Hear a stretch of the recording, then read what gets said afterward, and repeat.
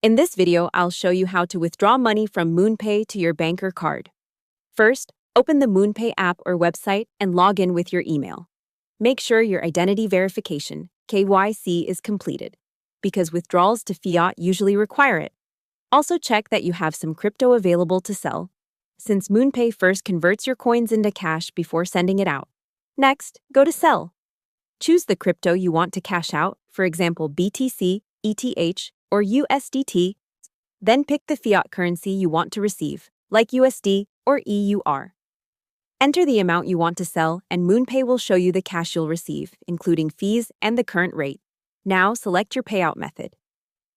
Depending on your region, this could be a bank transfer, card payout, or another local option. Add your bank or card details if it's your first time, then review everything: coin, amount, fees, and destination. When it all looks correct, confirm the transaction. You can then track the status in your transaction history until the money reaches your bank or card. Hope the tutorial was helpful. Subscribe to my channel and see you in the next video.